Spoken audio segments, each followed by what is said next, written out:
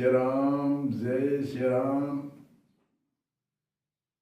आजकल ऋषि मुनियों ने जो समय के अनुसार पुराने समय में कर्मयोग की साधना में यम नियम में आसन प्राणायाम प्रत्याहार धारणा ध्यान और समाधि, ये 8 योग के अंग, इनकी क्रिया कई ऋषियों ने बताई और करते भी थे। ज्ञान योग में विवेक विराग 6 प्रकार की संपत्ति सम दम श्रद्धा समाधान उपराम और प्रतीक्षा, ये अंग पूर्ण होते हैं तब ज्ञान योग की साधना होती है।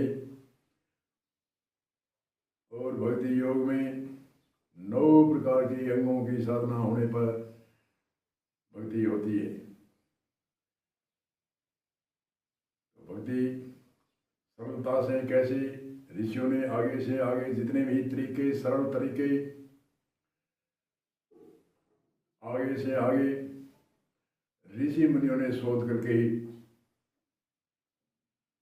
जिज्ञासुओं तक पहुंचाए हैं। जिज्ञासुओं तक इतिहास में वेदों के 1 लाख मंत्रों में 80,000 कर्मकांड के है, 16,000 उपासनों के है, 4,000 ज्ञान कांड के है।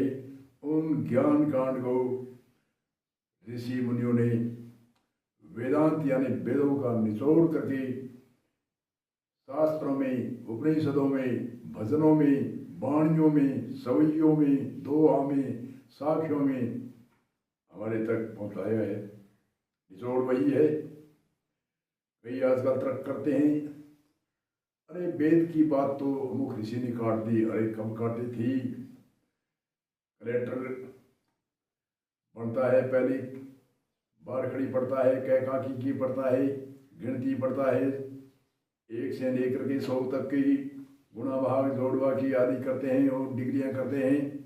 और डिग्री करने के बाद में जब कलेक्टर की कुर्सी, जब योग्यता से पद प्राप्त होता है, उस समय वो कैकाकी की नहीं पढ़ता।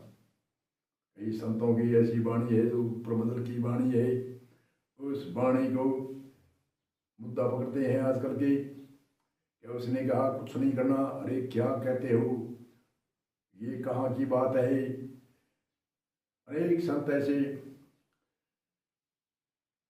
इतिहास पूरा पढ़ते नहीं है, पूरा देखते नहीं है, नए गुरुकुल में पढ़ते हैं, इसलिए तो तुक्का ज्ञान आजकल चलता है। तुक्का ज्ञान, मजाक क्या ज्ञान, मजाक से दूसरों को हंसाना, चुटकुले कहना और गुमराह करके उनको कीर्तन करके कि हमने ये आयोजन कर दिया, सत्संग सम्मेलन कर दिया, वैसे कर दिया। अरे क्या हुआ?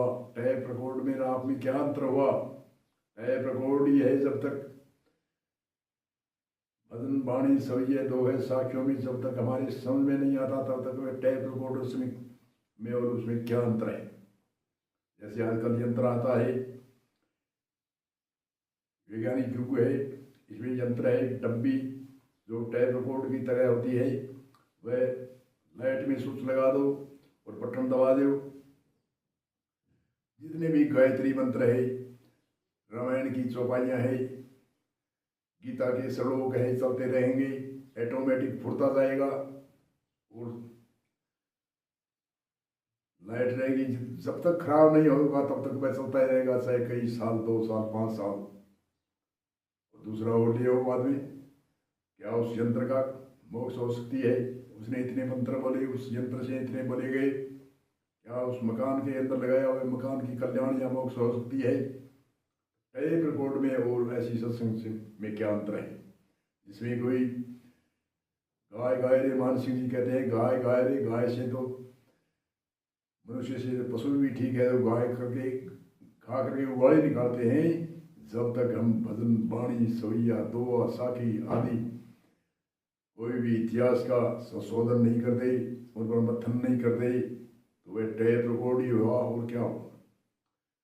कई कई 2-2 4-4 वाणी भजन जानते हैं, राग रागनी मेरे जैसी है कोई आती नहीं है, और कहते हैं अरे मैंने 2 भजन गाए, ऐसे गाए, क्या कहना है? अरे अर्थ क्या है? अर्थ का तो मालूम नहीं, तो क्यों? क्या टैप रिकॉर्ड हो? आप आजकल टैप रिकॉर्ड की भांति बोलते हैं, और टैप रिकॉर्ड की भांति ही दुनिया को गुमराह करके उनको कहते हैं हमने जागरण सत्संग कीर्तन कर दिया। कैसे किया? टैप रिकॉर्ड की भांति। और जानते नहीं है वो तो खुश होंगे ही, और क्या करेंगे। और आप गाने वाले हमको मालूम नहीं क्या अर्थ है, क्या गाना है, क्या टैप रिकॉर्ड की तरह गा रहे हैं, या कोई उसका अर्थ, भाव अर्थ, शब्दार्थ, अन्वय अर्थ, दृष्टिकूट अर्थ बता रहे हैं, या ऐसे गा रहे हैं। कौन से देश काल की वाणी है? अरे ऊंची, वहाँ पर कुछ भी नहीं है, वहाँ पर शांत सूरज नहीं है, वहाँ पर तारामंडल नहीं है, वहाँ पर वेद नहीं है। वेद वहाँ नहीं पूछते, तारामंडल से ऊपर है, चांद से ऊपर है, सूर्य से ऊपर है, पृथ्वी से ऊपर है, 3 लोक नहीं है, 14 लोक नहीं है, इंद्रियां नहीं है, तीनों गुण नहीं है। अरे क्या हुआ? आप समझ गए क्या? कैसे समझे? कैसे? कहाँ नहीं है, कहाँ गए वो सब? कहाँ गए, कैसे गए? पहले क्या किया था उस विद्वान ऋषि मुनि ने? पहले क्या क्या इतिहास में लिखा था वो पढ़ा है आपने?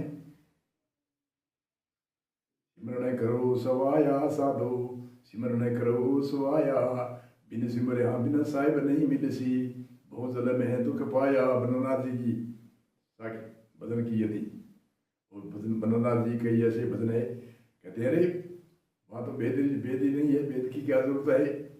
ज्ञान आया कहाँ से? ऊपर से टपका था। ऐसे ऐसे करके आजकल तुक्का मार ज्ञान, मजाक किया ज्ञान, रोचक भयानक यथार्थ ज्ञान को छोड़कर तुक्का मार ज्ञान करना, तुक्का मार ज्ञान करके आदि की भांति बताना। पुराने समय में कई बूढ़े बुढ़े से बात सुनते थे, वैसी तुक्का मार के बताना। कि बूझ बुझा खड़ा होता है, उनको पूछता है तो कहते हैं भी बताओ क्या है, तो वो तुक्का मार के बताते हैं। सामने वाले को आता नहीं है, और जैसे कह दिया वैसे सही। ऐसे प्रोग्राम करने से क्या कल्याण आपका होगा, क्या दूसरों का कल्याण कर सकते हो आप? ऐसे कीर्तन भजन करके जो जिसमें अर्थ का मालूम नहीं, उसका देश काल का मालूम नहीं, शब्दार्थ क्या है, भावार्थ इसमें क्या है, अन्वयार्थ क्या है, दृष्टिकूट अर्थ क्या है इस भजन का, ये भजन कहना क्या चाहता है, कहाँ गाना चाहिए, कौन सी सभा में गाना चाहिए, और गा दिया तो इसका अर्थ क्या है। ऐसे ही कीर्तन सत्संग करने से कोई किसी का न तो अगले का कल्याण होता है, न आपका होता है, ये निश्चय है। और आजकल मगन हो रही है कि 4 भजन मैंने गा दिए, मैंने जोर से गाए, मोहित हो गए, कहीं नाचने लग गए। अरे फिर क्या, नाचने से क्या होता है? नाचने से दुनिया खंजरी नाचती है, क्या होता है उससे? मीरा नाची थी, अरे मीरा को आपने मीरा के कैसे, मीरा नाची कैसे नाची, कहाँ नाची थी वो? अंतरिक मार्ग में, जहाँ केंद्र जो अंतरिक साधना का केंद्र है, अंतरिक मजल है, वहां पर नाची थी। जहाँ मृदंग ताल बजते हैं, जहाँ भौर पावे बजते हैं, उन जगह नाची थी। और आज हम ताड़े पटके से नाच करके मीरा को बदनाम करते हैं, या हम उसके जैसे बनना चाहते हैं। और अंतरिक गाजा बाजा नाचने का मालूम नहीं, और कहते हैं हम ने ये कीर्तन कर दिया, कल्याण होगा आपका, आपकी मनोकामना पूरी हुई। न तो इनकी पूरी हुई, न आपकी पूरी हुई। आपको मालूम ही नहीं भी इस भजन में, इस यति में, इस सवैये में, इस दोहे में क्या अर्थ है। तो भैंस के आगे बीन बजाने वाली बात हुई, और क्या हुई। इसलिए सावधान होकर के रोचक भयानक यथार्थ ज्ञान समझे। इतिहास का एक बिंदी भी छूट गई तो उसका अर्थ अनर्थ होता है। कुंती के ऊपर बिंदी हटे तो कुत्ती। ऐसे हर शब्द के अंदर अर्थ होता है। बिना अर्थ के कोई भी गाना, सवैया, दोहा, साखी, भजन गाना नए गाने के समान है। आप गुमराह होते हो, और दूसरे को गुमराह करते हो। इतना ही तो हुआ, और क्या हुआ? क्या कोई भीड़ भरा के मेले करने से कल्याण होता है? तो कई मेले लगते हैं, अभी राउत समय मेला लगेगा, और कोई बड़े बड़े देवी स्थान है वहाँ पर मेला लगते हैं। तो मेले में क्या कहने बात के मनुष्य आते हैं, तो ज़्यादा भीड़ होने से क्या का ये वहाँ कल्याण होता है? कोई कल्याण नहीं होता। सोने की दुकान में भीड़ नहीं होती, हीरे मोती की दुकान में भीड़ नहीं होती, और जहाँ पूंजनों की दुकान होती है वहाँ भीड़ होती है। तो क्या होता है भीड़ से? भीड़ से क्या होता है? तो कीमती वस्तु आनी है, तो भीड़ से क्या हुआ? इसलिए सावधान होकर के शब्दार्थ, भावार्थ, अन्वयार्थ, दृष्टिकूटा अर्थ, 4 प्रकार का अर्थ समझना चाहिए और आगे समझाना चाहिए। या तो आप समझो या समझाओ, या तो सुनो या सुनाओ। ऐसे फालतू कोई रात काली करने से कुछ लाभ नहीं है।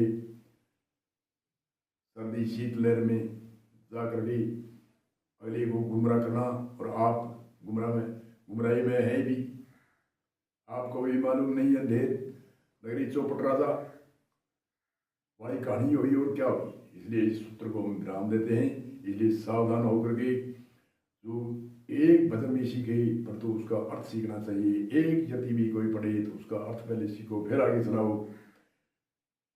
उसमें तो ठाट है, उसमें तो लाभ है। और बिना अर्थ के क्या गाया तो गाया, रोया तो रोया, क्या हुआ उससे? इसलिए सावधान होकर के इस सूत्र को हम परमात्मा की भावना करते हैं। हे परमात्मा, विश्व का कल्याण, कल्याण कैसे? सनातन धर्म की जय हो। सनातन धर्म की जय कैसे? क्या है सनातन? किसको कहते हैं सनातन? विश्व को कल्याण हो। विश्व का कल्याण कैसे होता है? मनुष्य को सद्भावना देवे। कैसी सद्भावना देवे? सद्भावना से रिएक्शन होती है आजकल। सद्भावना देवे मनुष्यों को, सद्भावना कहने से रिएक्शन। कई कहते हैं रे कलयुग आ गया। कहाँ आ गया कलयुग? कलयुग तो हमारे भारत में है, कई देशों में कलयुग नहीं है। मर्यादा है, सब कुछ है, कानून है, कानून सख्त है। कोई माल गिर जाता है तो कोई सकने वाला नहीं होता। कलयुग क्या इतनी देर दूर में ही है? कलयुग कहीं नहीं होता है, सभी जगह होता है। आप सतयुग में हो तो सतयुग है ही, आप कलयुगी कुरीतियाँ है तो आप कलयुग में हो। कलयुग सतयुग कोई ये तो गणना है। जैसे बार तिथि 1 2 30 ऐसे गिनना है, दिन की गिनना है, महीनों की गिनना है, वर्षों की गणना है, युगों की गणना है। ये गणना अलग है। और जो हमारे कलयुग, सतयुग, त्रेता हमारे शरीर में संतो ऋषि मुनि ने घटित करी है। कौन सी जगह कलयुग है हमारे घट के अंदर? कौन सी जगह सतयुग है? कौन सी जगह त्रेता है? कौन सी जगह द्वापर है? इनका घट रामायण घट ज्ञान के माध्यम से हम सीखें। इसलिए ने कलयुग है, काल है, अंदर घट के अंदर हम खोजेंगे विद्वान ऋषि मुनि के द्वारा।